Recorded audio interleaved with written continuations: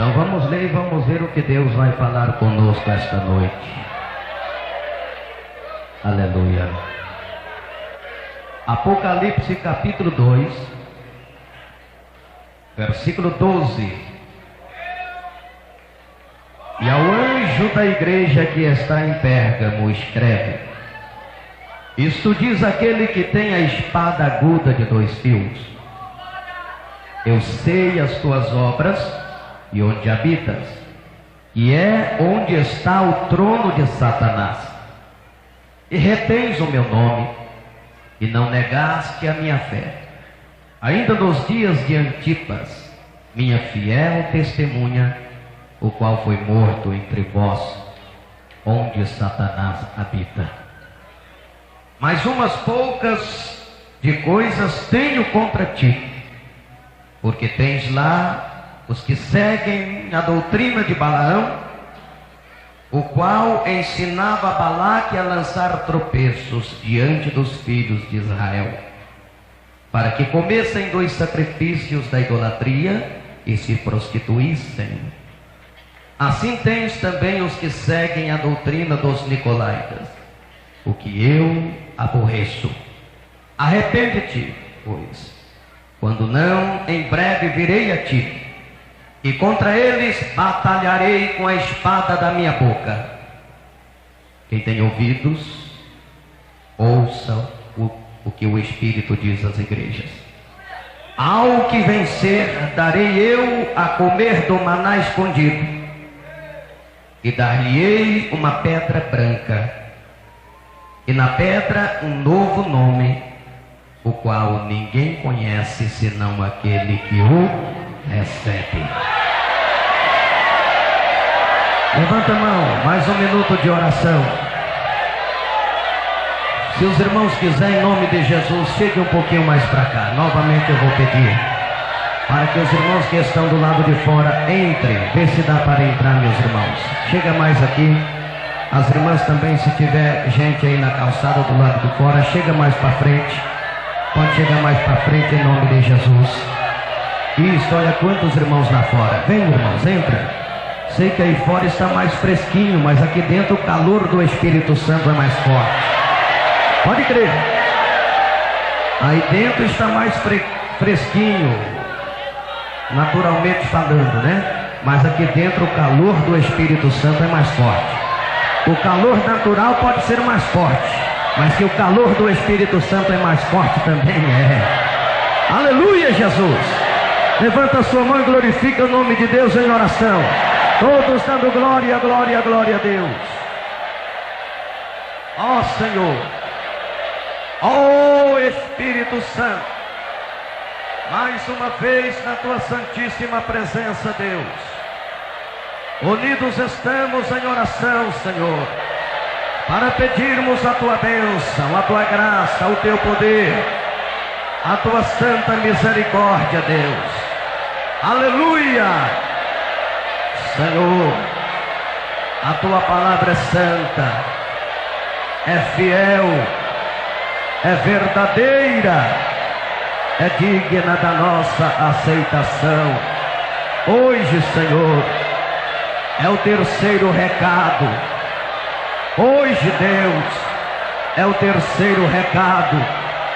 Eu sei que o Senhor colocou sobre a minha boca esta responsabilidade de transmitir para o teu povo mais um recado do Senhor. E eu lhe peço força, eu lhe peço graça, eu lhe peço unção, eu lhe peço sabedoria, eu lhe peço virtude, eu lhe peço direção, porque nada posso fazer sem a direção do teu Espírito Santo. Oh, aleluia! Senhor, dirige o meu falar, coloca palavras na minha boca, Senhor, para que a tua igreja receba este recado do Senhor. Aleluia, Senhor. Fala conosco através da sua palavra. Tua palavra é santa, tua palavra é fiel, Tua palavra é verdadeira, a Tua palavra é digna, Senhor, da nossa aceitação. Fica conosco, Deus, em nome de Jesus. Amém? Amém, Jesus. Amém. Toma o seu assento, quem tem lugar para sentar.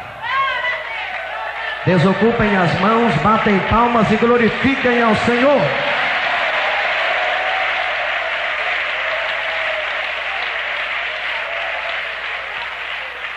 Quantos estão sentindo a presença de Jesus? Os vossos corações já estão aquecidos para receber uma porção dobrada do Espírito Santo esta noite? Aleluia! Quando você sentir a presença de Deus, fique à vontade na presença do Senhor. Se sentir vontade de glorificar a Deus, à vontade. Quando o Espírito Santo quiser te usar para você falar língua, fique à vontade. Deixa o Espírito Santo te usar, falar com você. Deixa o oleiro te amassar. E se for necessário te fazer de novo, para sermos vasos perfeitos na presença do Senhor. Amém. Prezados irmãos, o Senhor Jesus escreveu a terceira carta, a terceira igreja da Ásia. E ao anjo que está em Pérgamo, escreve. Meus irmãos, a cidade de Pérgamo, como as demais que falamos, como Éfeso, como Esmirna, Pérgamo era também uma cidade inteiramente dominada pelo paganismo. E eles viviam também em torno de adoração a outros deuses, como Atenas Pólias, que era considerada a deusa da guerra. Eles adoravam também a Zeus, considerado o Salvador do mundo. E adoravam outros deuses, como Baco, que tinha o apelido de Dionísio. E nós cremos, segundo afirmações da palavra de Deus, e segundo conta-nos a história, nós cremos que o cristianismo chegou a Pérgamo como fruto do ministério de Paulo em sua terceira viagem missionária. Porque quando Paulo fez a sua terceira viagem missionária, ele passou em várias cidades, levando a palavra, levando o cristianismo até aqueles lugares difíceis, onde o povo era dominado pelo paganismo. Na carta que o Senhor redigiu à igreja de Pérgamo, o Senhor falou: sei as tuas obras, e sei onde habitas, sei que habitas no lugar onde fica o trono de Satanás. Meus prezados irmãos, Cristo sempre sabe dos nossos problemas, e Ele sempre sabe do ambiente em que temos de lutar. Contudo, Ele espera ver fidelidade em nós, porque Ele sabe que nós podemos ser fiéis em lugares considerados difíceis, como era o caso de Pérgamo. Cristo sabia que Os irmãos de Pérgamo poderiam ser fiéis, mesmo vivendo, habitando naquela cidade onde ficava o trono de Satanás. Meus irmãos, não adianta você querer se desculpar e dizer para Deus, ou para o seu pastor, ou para quem quer que seja, que você não pode ser fiel no lugar difícil onde você habita. Não adianta você se desculpar dizendo: eu não posso ser fiel dentro da minha casa, porque só existe eu de crente dentro da minha casa. Não adianta você querer se desculpar e dizer: eu não posso ser fiel na empresa onde eu trabalho, porque meus colegas zombam de mim e eu não posso ser fiel, porque é muito difícil ser fiel no meio daqueles incrédulos. Não adianta ninguém querer se desculpar para Deus, ou se desculpar para a igreja, ou se desculpar para o seu pastor, dizendo que não pode ser fiel aqui, ali ou naquele outro lugar, porque é um lugar considerado difícil de servir a Deus. Não adianta, porque Deus sabe que nós podemos sermos fiéis no lugar difícil, mesmo no lugar onde habita o trono de Satanás.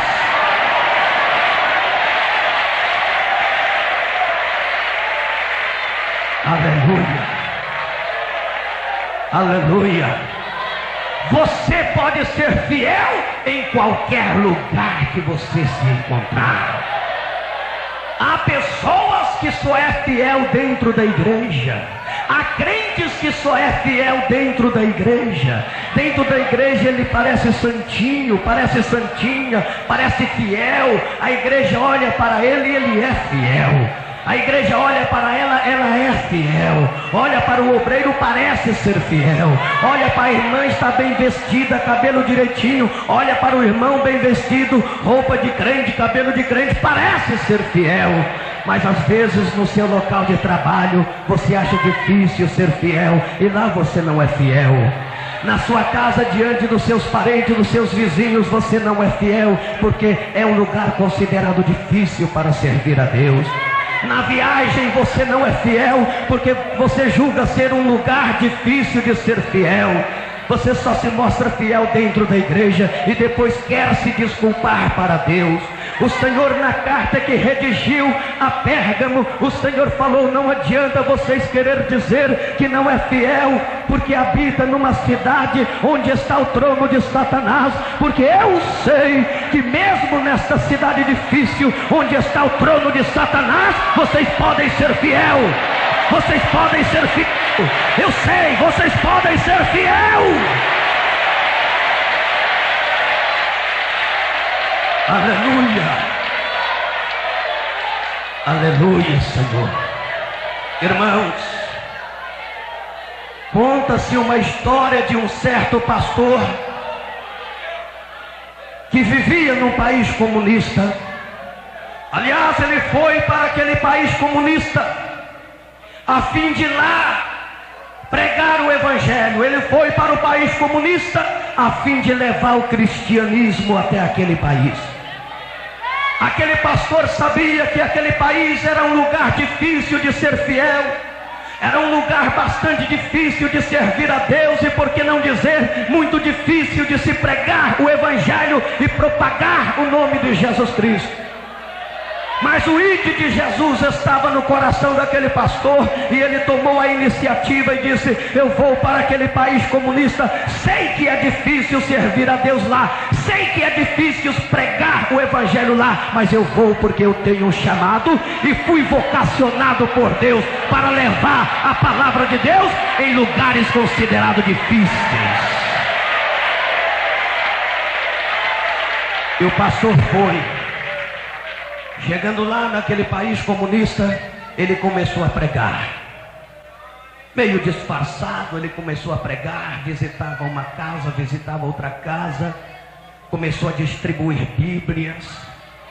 De repente, as autoridades pegaram aquele pastor, prenderam aquele pastor, E depois que ele ficou um determinado tempo preso, saiu a sentença de que ele deveria morrer.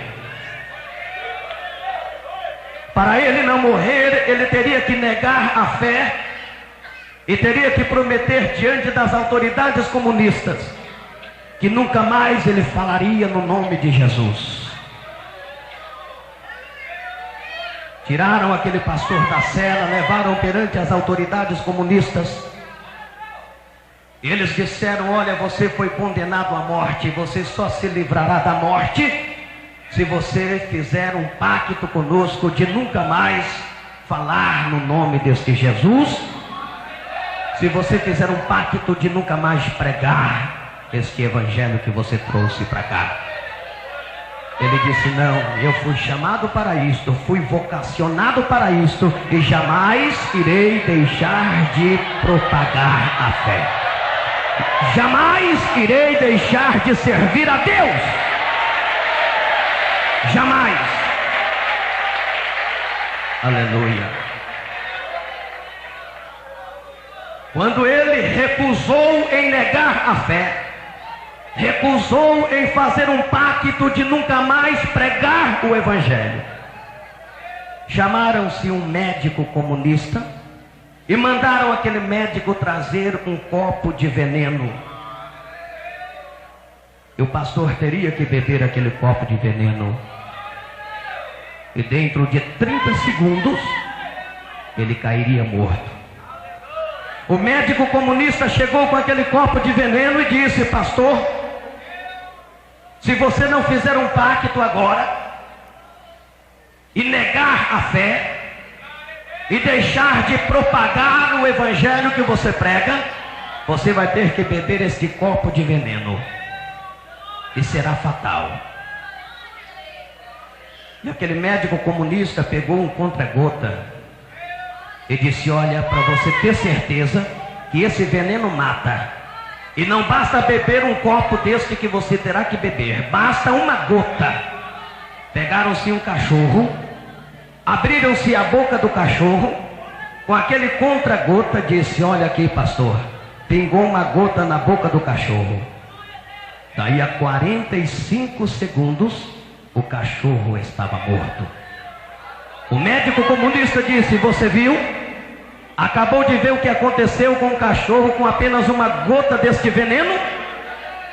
O pastor disse: olha, se for para eu beber o veneno, me dá logo esse copo, porque eu vou beber, porque jamais negarei a fé, jamais irei deixar de proclamar o evangelho. Aleluia. Pastor, você vai aceitar beber o veneno do que negar a fé? Sim. Jamais negarei a fé. E se eu continuar vivo, se eu continuar vivo, vou continuar pregando.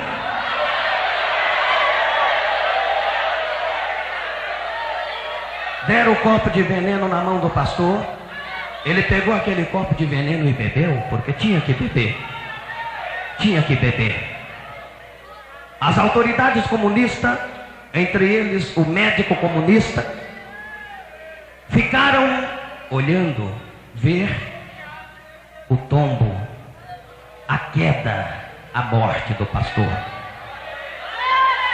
Era para morrer dentro de 30 segundos apenas. O médico olhou no relógio: 30 segundos. Pastor, está sentindo alguma coisa? Não. Está sentindo nada, pastor? Até agora nada. Certo. Passaram-se 1 minuto. O médico olhou no relógio: pastor, e agora? Sente alguma coisa? Ainda não. Ué, o que aconteceu? Passaram-se 5 minutos. O médico comunista olhou no relógio: pastor, está sentindo alguma coisa agora? Pastor, nada. Nada, pastor, nada. O médico comunista olhou para as autoridades comunistas, balançou a cabeça: estou entendendo nada. 5 minutos. Era para morrer dentro de 30 segundos. Passaram-se meia hora. 30 minutos. O médico apavorado, as autoridades todas apavoradas. Pastor, 30 minutos, está sentindo alguma coisa? Absolutamente nada. Mas não é possível. Nada, pastor, nada. Ué, 60 minutos, 1 hora se passaram. 1 hora se passou. O médico olhou com os olhos já arregalados. Pastor, está sentindo alguma coisa agora? Até agora nada, Senhor. Estou bem demais, estou muito bem. Parece que eu tomei um copo de vitamina. Que isso? Todo mundo está apavorado. Amém. Passaram-se 2 horas. 2 horas se passaram. O médico, pastor, não sente nada. Meu Senhor, eu não sinto absolutamente nada. Estou muito bem. Estou bem demais. O médico comunista olhou para as autoridades comunistas, olhou para o pastor, mas não é possível. Você não sente nada, nenhuma dor, nenhum mal-estar. O pastor disse, nada, eu estou muito bem. Jesus está ao meu lado. Vocês querem saber de uma coisa? Não é hora de eu morrer. Jesus está do meu lado e está falando comigo que a minha missão ainda é mais longa. Eu tenho que pregar mais, tenho que falar mais evangelho, tenho que distribuir Bíblia, folheto e ganhar almas. Aleluia. Quer dizer, pastor, que você não sente nada, nada. Naquele momento o médico comunista não aguentou. Diante das autoridades comunistas, ele correu, pulou no pescoço do pastor, abraçou o pastor e disse, pastor, a partir de hoje eu vou adotar esta fé, eu vou servir o seu Deus, eu aceito o seu Deus a partir de hoje, porque Ele é Deus, Ele é Deus, Ele é Deus de verdade. Aleluia. Ali, prezados irmãos, aconteceu a conversão daquele médico comunista. E não somente ele, mas algumas autoridades comunistas também se converteram na hora. E ali, a partir daquele dia, a porta se abriu para o evangelho naquele país considerado comunista. Meus prezados irmãos, por que que Deus mandou aquele pastor para aquele lugar difícil de se pregar e difícil de ser fiel a Deus, para um país comunista onde era proibido propagar a fé? Porque Deus sabe que nós podemos e temos condições de sermos fiéis em qualquer lugar. Quando o Senhor redigiu a carta à igreja de Pérgamo, o Senhor falou, sei as tuas obras e sei onde habitas, que é onde fica o trono de Satanás. O Senhor sabe onde você habita, o Senhor sabe onde nós estamos, o Senhor sabe da nossa capacidade, e o Senhor sabe que nós podemos sermos fiéis em qualquer lugar em que estamos. Se não estamos sendo fiel a Deus em lugar considerado difícil, é porque não temos realmente propósito de ser fiel a Deus. Quando o cristão tem propósito de ser fiel a Deus e quer perder o inferno e ganhar o céu, ele é fiel até mesmo no lugar onde habita o trono de Satanás. Satanás não poderá apagar a sua fé, Satanás não poderá sua fé, porque você tem de Deus capacitar a ser.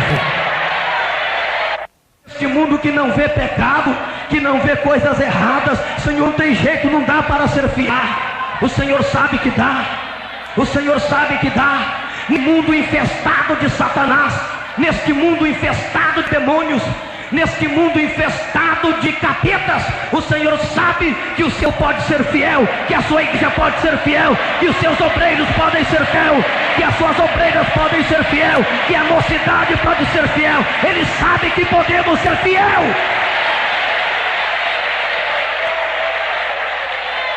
Aleluia, aleluia, aleluia, aleluia, aleluia.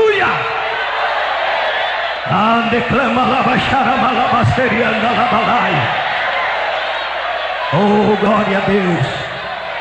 Irmãos, O diabo ainda não está no inferno como muitos pensam, como muitos dizem, como muitos afirmam. Segundo a palavra de Deus, o diabo é o príncipe deste mundo e ele anda rodeando a terra. E segundo a palavra de Deus, é na terra que Satanás tem a capital do seu reino, onde chefia os principados e as potestades das trevas. É terra. Na carta que o Senhor redigiu à igreja de Pérgamo, o Senhor Jesus Cristo, ele se apresenta com a espada de 2 gumes. Espada simbolizando a autoridade. O gume simboliza a autoridade absoluta em todas as direções. O Senhor, na carta que redigiu a Pérgamo, ele disse que estaria com a espada da sua boca. Espada de 2 gumes, simbolizando a autoridade absoluta em todas as direções. Prezados irmãos, a igreja de Pérgamo, nas condições em que se encontrava, precisava realmente daquela espada para a disciplina. Ela precisava daquela espada para ser disciplinada. Como a igreja estava numa situação difícil, numa situação complicadíssima, em razão do lugar que dera as heréticas doutrinas de Balaão, o Senhor resolveu batalhar contra eles com a espada da sua boca. E o Senhor batalhou. Na carta redigida a Pérgamo, o Senhor fala: eu sei as tuas obras. E o Senhor não deixou de mencionar algumas virtudes. Sei da vossa fé, sei que retens a fé, sei das vossas qualidades louváveis, sei do vosso trabalho, do vosso esforço. Sei até que nesta cidade o Senhor, na carta redigida, fez menção da sua fiel testemunha Antipas, que foi um crente fiel e que em tempos passados havia morrido naquela cidade, mas morreu fielmente. E o Senhor fez menção daquele crente fiel, dizendo que no meio deles, naquela cidade onde habita o trono de Satanás, a sua fiel testemunha havia morrido, mas havia sido fiel. Por isso o Senhor a chamou minha fiel testemunha Antipas. Depois que o Senhor mencionou algumas qualidades louváveis que achou naquela igreja de Pérgamo, o Senhor falou: umas poucas coisas tenho contra ti. O que Deus não falou na carta redigida a Esmirna, o Senhor não falou tenho contra ti. Na carta redigida a Pérgamo, o Senhor falou: umas poucas coisas tenho contra ti. Tens lá os que toleram a doutrina de Balaão e os que seguem a doutrina dos nicolaítas. Prezados irmãos, para conhecer a história de Balaão é só ler os capítulos 22, 23 e 24 de Números.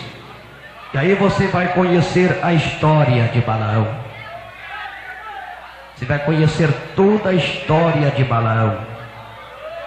A Bíblia fala que Balaque, rei de Moabe, temendo a ameaça de invasão dos filhos de Israel, e angustiado, nervoso, porque seus próprios deuses haviam fracassado, ele mandou chamar Balaão, porque sabia que Balaão tinha mais poder do que ele, sabia que Balaão era um profeta, era um homem de Deus, e podia amaldiçoar o povo de Israel.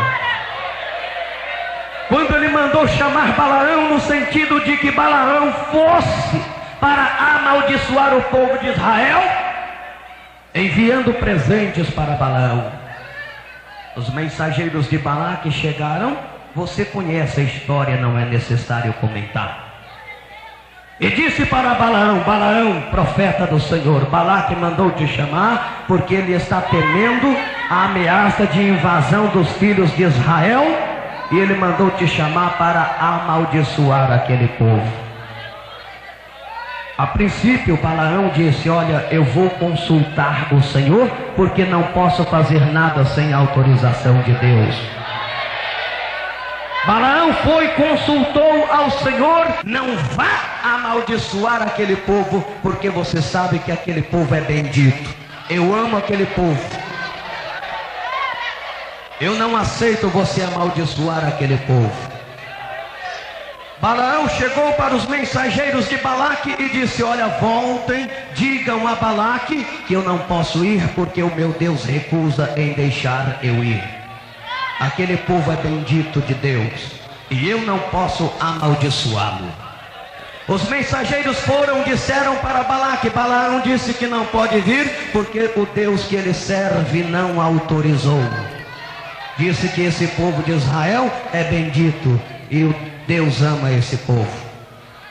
O que foi que Balaque fez para chamar a atenção de Balaão? Aumentou os prêmios, enviou muitos presentes.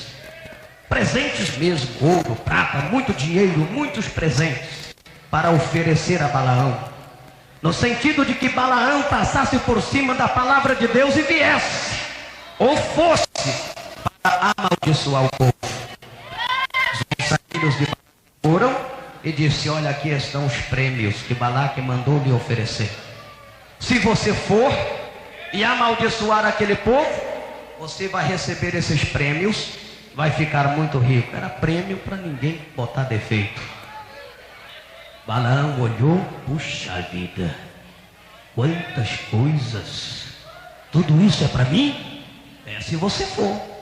Se você for amaldiçoar o povo de Israel, você vai ficar rico, você vai ganhar muito. A oferta do diabo. Balaão olhou e falou: puxa vida, mas não é possível que Deus não vai deixar eu ir? Que coisa! Será que Deus não está vendo que eu vou ganhar muito? Todos esses prêmios aqui, como é que pode? Ah, eu vou falar com Deus de novo. Eu tenho intimidade com ele, eu vou falar com ele de novo. E Balaão foi na presença de Deus: ó Deus, o negócio é o seguinte, tal e coisa, e forçava a barra. Balaão forçava. Deus dizia: Balaão, não vai, Balaão. Balaão, aquele povo não pode ser amaldiçoado. Balaão não pode, eu não quero, Balaão, aquele povo é bendito. E Balaão então insistia com Deus, no sentido de que Deus deixasse ele ir, porque ele já estava cego pelo prêmio da injustiça. O coração de Balaão já estava no prêmio, que era o prêmio da injustiça. E ele insistia com Deus, no sentido de que Deus deixasse ele ir. Quando Deus, o coração de Balaão já não estava mais nele. Deus viu que o coração de Balaão já não era mais fiel. Deus viu que o coração de Balaão já não estava mais no céu. Deus via que o coração de Balaão já não era mais de um profeta fiel e obediente. Deus viu que o coração de Balaão se transformou pelo prêmio da injustiça, e ele se tornou em um profeta corrupto. Foi quando Deus parou de falar. E Deus falou: você quer ir, Balaão? Levanta e vai. Só que Deus não permitiu que ele amaldiçoasse o povo. Mas Deus parou de falar com ele que não fosse. Você quer ir? Levanta e vai. E Balaão levantou, arriou a jumenta e foi. E a ira de Deus desceu sobre Balaão. Meus irmãos, com isso nós entendemos que Deus fala uma vez, Deus fala duas vezes, Deus fala três vezes, e Deus fala até mais vezes, quantas vezes Ele quiser falar. Mas quando Deus percebe que o seu coração não está nele, quando Deus percebe que o seu coração não está no céu, quando Deus percebe que o seu coração não tem propósito de ser fiel, aí Ele deixa de falar com você. Ele deixa de te exortar, ele deixa de disciplinar você, ele para de falar com você, ele deixa você de lado. a ponto de você falar que nada, eu posso ser crente desse jeito mesmo, eu sou crente desse jeito e vou no dia de Santa Ceia, eu participo da Santa Ceia, não sou revelado, eu participo da Santa Ceia de novo, Deus não fala mais comigo, e Deus não me repreende, Deus não me corrige, que nada precisa ser tão radical, nada, não precisa ser tão fiel como eles pregam, nada, eu sou assim há tanto tempo, nunca fui revelado do meu pecado. Meu irmão, Deus parou de falar com você, assim como Ele parou de falar com Balaão. Deus falou tantas vezes com você e você não deu ouvido, então Ele parou de falar com você. E a palavra diz que o juízo te espera, o juízo te aguarda, e o juízo será sem misericórdia, diz a Bíblia. Aleluia. Vamos ser fiel a Deus? Onde estão os nossos corações? Pastor, eu estou aqui na igreja e o seu coração está onde? Quantos irmãos que às vezes estão na igreja, mas o seu coração está lá no mundo? Está na igreja, membro da igreja, carteirinha de membro assinado pelo pastor da igreja, mas o coração está no mundo, o coração está no pecado, o coração está no adultério, o coração está na prostituição, o coração está na corrupção, o coração está na vaidade, o coração está na mentira. Irmãos, Deus quer que os nossos corações estejam com Ele. Deus quer que sejamos fiéis no corpo, na alma e no espírito. E Deus requer isso esta noite. Ele quer fidelidade, sinceridade, honestidade da nossa parte. Aleluia. Eu não sei se está sendo muito pesada a palavra desta noite, mas uma coisa eu digo para vocês: a boca que fala é minha, mas a palavra é de Deus. Será que está sendo pesada demais? Será que a doutrina está muito forte? Mas eu não posso fazer nada, é o recado de Deus. O recado desta noite é assim mesmo, e nós temos que abrir os corações e dizer: Deus, que o meu coração está aberto para receber tudo quanto o Senhor tem a falar.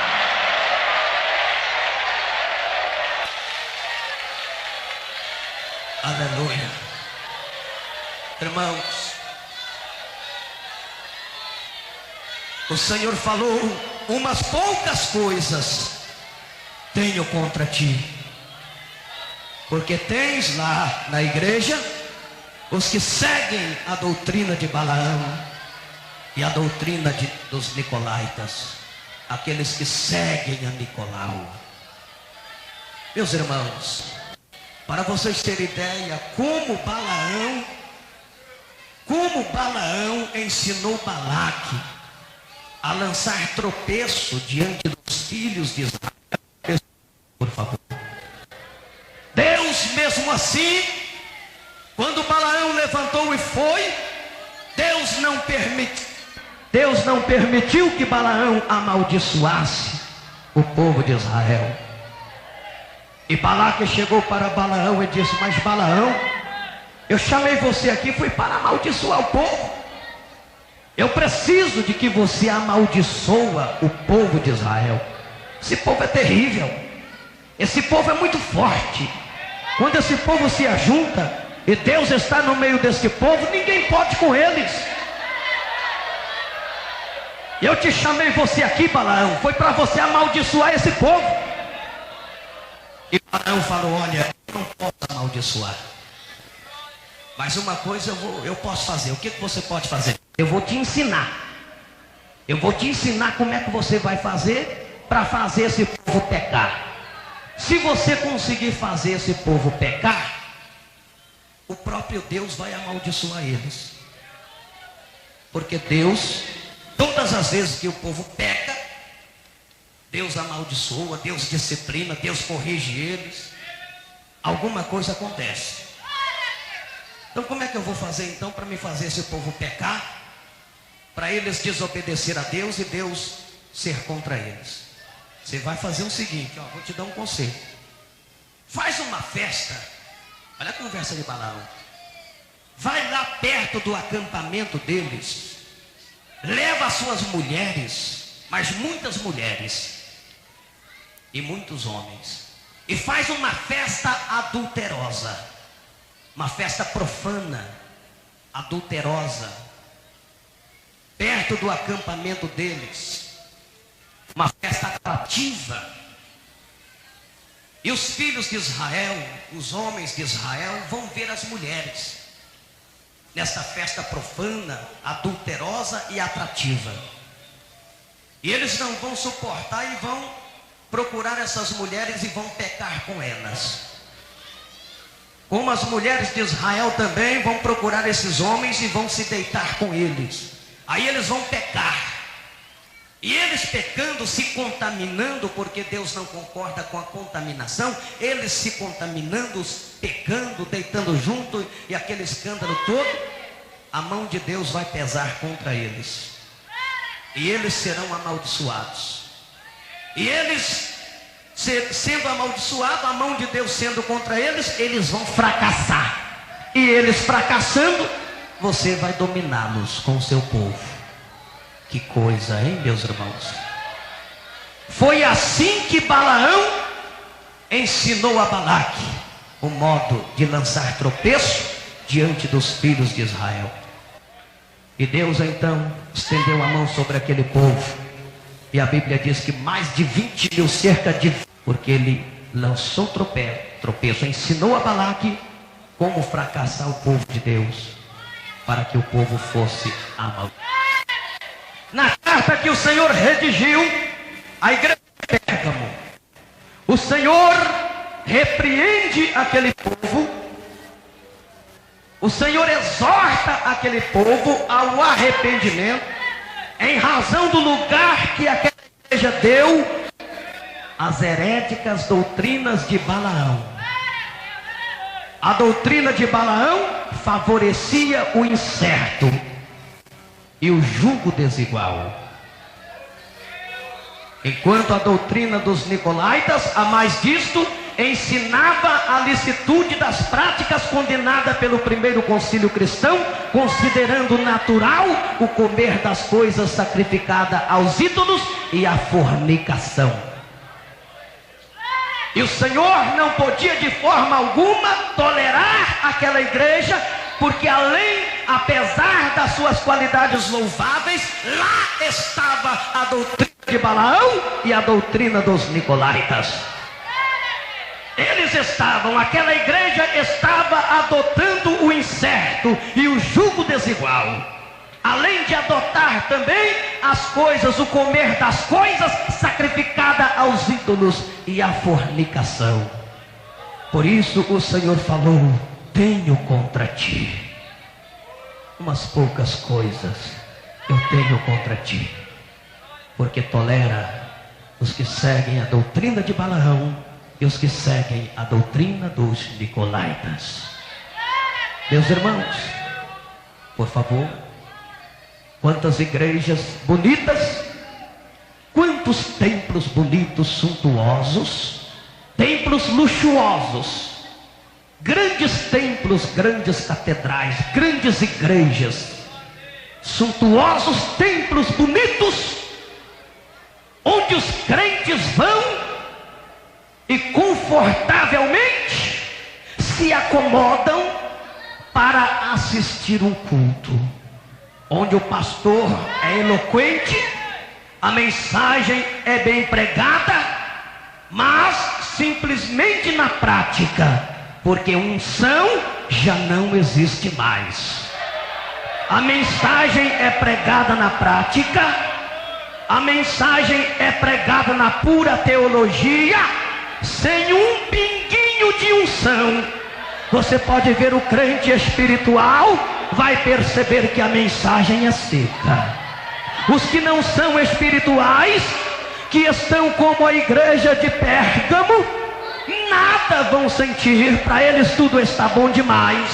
Mas o que é espiritual vai analisar logo que a mensagem é bonita, é eloquente, mas é seca.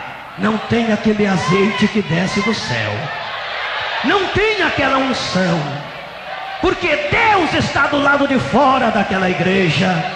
Deus está dizendo: umas poucas coisas tenho contra ti. São igrejas bonitas, templos suntuosos. Há muitas qualidades louváveis nesta igreja. Há muitas coisas boas nesta igreja. Mas o Senhor está dizendo: umas poucas coisas tenho contra ti.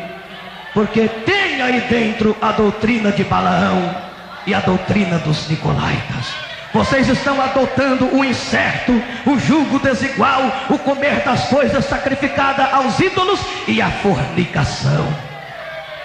A mocidade dessas igrejas é uma tristeza. Quando chega na igreja, já chegam agarrados, os casais de namorados agarrados. Quando sai da igreja depois do culto, já sai da porta da igreja, os casais de namorados agarrados. Param nas esquinas, nas praças, ficam igual mundanos na fornicação. Mas lá tudo é comum. Naquela igreja tudo é normal, tudo é comum. Existem muitas coisas boas lá, mas o Senhor está dizendo: umas poucas coisas tenho contra ti. Porque tens lá os que seguem a doutrina de Balaão e os que seguem a doutrina dos nicolaítas. Irmãos, me permita, por favor, porque a palavra não é minha não. Palavra cheia de clã, palavra chás. É palavra saramalava cheia. Clama lava serianda lava chás. Clamai cheia de clama lava cheia. Orianda lavarai. Eu não sei. Talvez não estou sendo bem interpretado nesta mensagem, não sei. Mas Deus sabe porque eu estou pregando desta forma. Deus sabe. A palavra não é minha não, irmão. Não é minha não. Eu não sei da sua vida, não conheço a vida de ninguém. Não conheço. Mas o Senhor conhece a minha, como conhece a sua, conhece as nossas vidas. E Ele está nos exortando esta noite. E nós devemos abrir os corações para aceitarmos esta palavra, porque é de Deus. É palavra, clamalá e charamalabá. Aleluia. Oh glória. Umas poucas coisas tenho contra ti. Não é preciso muitas coisas não. Para perder o céu e ganhar o inferno, não é preciso muitas coisas não. Basta o Senhor ter poucas coisas contra ti. Basta você deixar de ser fiel naquilo que é considerado insignificante. Segunda-feira passada eu falei mais ou menos sobre isso. Meus irmãos, segundo a Bíblia, há uma tríplice promessa para a igreja de Pérgamo, desde que ela se curve ao arrependimento de suas más obras. Se a igreja de Pérgamo se curvar ao arrependimento de suas más obras, Deus fez uma tríplice promessa àquela igreja. Quando o Senhor, na carta redigida a Pérgamo, o Senhor falou: ao que vencer. Oh, que coisa! Ao que vencer, darei eu, primeiro, a comer do maná escondido. Segundo, darei uma pedrinha branca. Terceiro, darei um novo nome. Essa tríplice promessa é para a igreja de Pérgamo, mas desde que ela se curve ao arrependimento de suas más obras, desde que ela se arrependa do lugar que dera em seu seio as heréticas doutrinas de Balaão e dos nicolaítas. Ao que vencer, primeiro, darei eu a comer do maná escondido. Meus irmãos, desde que o maná descrito em Êxodo 16:33 era um tipo de Cristo, que é o verdadeiro pão do céu, No Evangelho de João, capítulo 6, versículo 47, diz que os fiéis vencedores se alimentarão dele por toda a eternidade. Por toda a eternidade. Segunda promessa: porei na sua mão uma pedrinha branca. A pedrinha branca, prezados irmãos, alude uma antiga prática judicial do tempo de João. Naquela ocasião, quando o juiz condenava alguém, ele dava-lhe uma pedrinha preta com o termo da sentença nela descrita. Mas quando o juiz impronunciava alguém, ele dava uma pedrinha branca com o termo da justificação nela descrito. Então, se você fosse levado ao juiz naquela ocasião e você fosse condenado, o juiz colocaria na sua mão uma pedrinha preta com o termo da sentença nela descrito. Se você fosse impronunciado ou se você fosse tido como inocente, o juiz lhe daria uma pedrinha branca com o termo da justificação nela descrito. O Senhor falou: ao que vencer, darei eu a comer do maná escondido. Falamos: porém na sua mão uma pedrinha branca. O que é que significa isto? O termo da justificação. Deus te justificaria de todo o seu pecado, de todas as suas más obras, colocando na sua mão uma pedrinha branca. E quando Satanás olhar e ver essa pedrinha branca na sua mão, ele vai arregalar os olhos e vai dizer: perdi mais um, porque na mão dele, na mão dela está a pedrinha branca com o termo da justificação nela descrito. Aleluia, glória a Deus. E o Senhor quer colocar na sua mão hoje, irmão, essa pedrinha branca.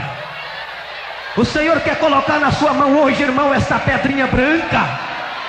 Obreiros, o Senhor quer colocar em nossas mãos esta pedrinha branca. Ou você quer receber a pedrinha preta, ou você quer receber a pedrinha preta, que significa condenação, que simboliza a condenação. O Senhor quer colocar na sua mão hoje uma pedrinha branca.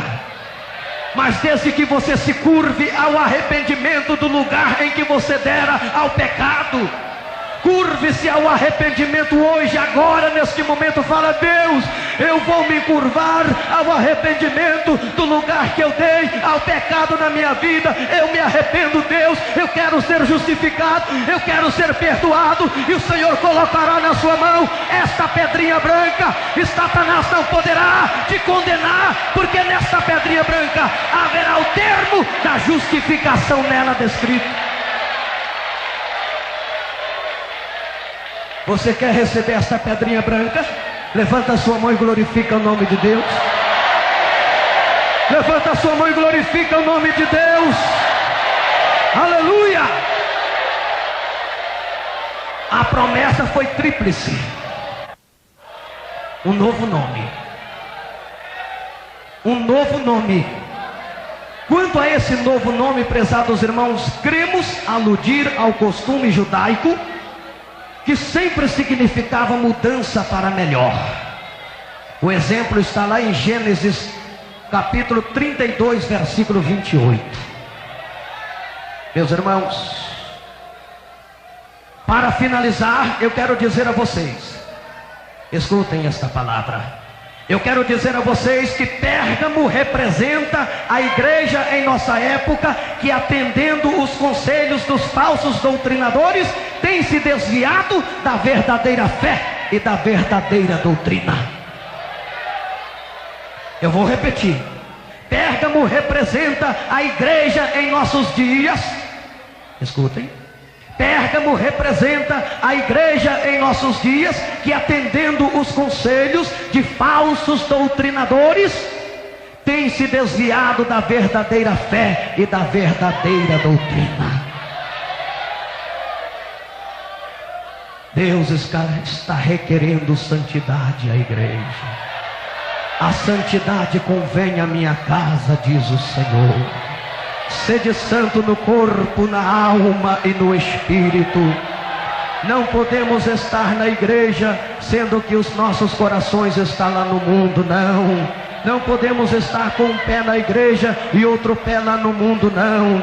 Temos que ser fiel no corpo, na alma e no espírito, diz a palavra de Deus. Há uma diferença muito grande entre a igreja e o mundo, prezados irmãos. O mundo é escravo, a igreja é livre. O mundo é pecador, a igreja é santa. O mundo é trevas, mas a igreja é luz. O mundo está extraviado, a igreja é um rebanho no aprisco. O mundo está condenado, mas a igreja está salva. O mundo é derrotado, mas a igreja é vitoriosa.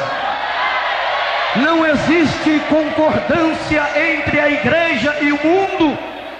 Não pode haver comunhão entre a igreja e o mundo. Quando a igreja está aliada ao mundo, é porque dentro dela há a doutrina de Balaão. Há a doutrina de Balaão que favorecia o incerto e o jugo desigual. O que é jugo desigual? É a união da igreja com o mundo.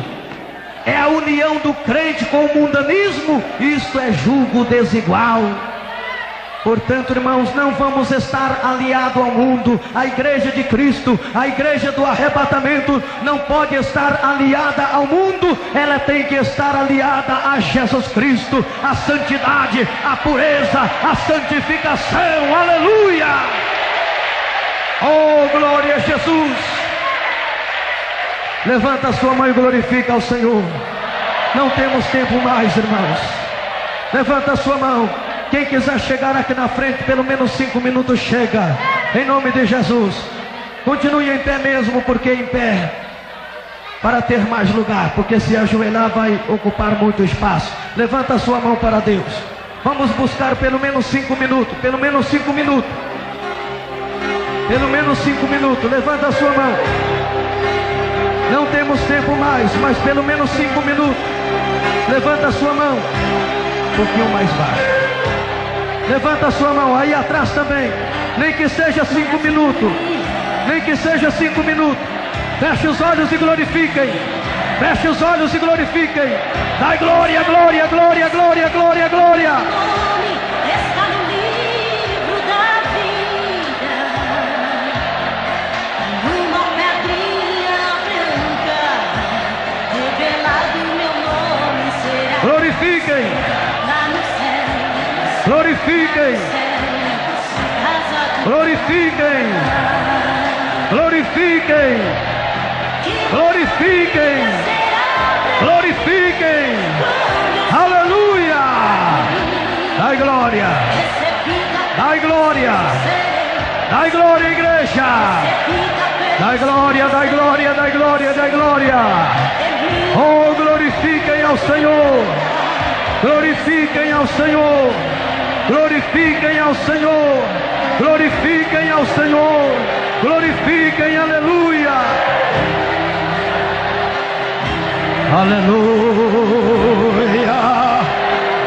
ori bala bala bala bala bala bala bala bai, aleluia, aleluia, aleluia, oh aleluia. Aleluia, Senhor, oh glória, oh glória, oh glória, orianda la balas, ori bala bala bala bala bala balai, manda fogo, Jesus, manda poder, Jeová, manda fogo do céu, fogo do Espírito Santo, fogo para queimar o pecado, fogo para derreter o pecado, manda fogo, manda fogo, manda fogo, manda fogo, manda fogo, manda fogo. Oh, aleluia, aleluia, aleluia, aleluia, Deus, aleluia. Batiza, Senhor, batiza no Espírito Santo, batiza com fogo, Batiza com fogo, Deus. Batiza com fogo, aleluia.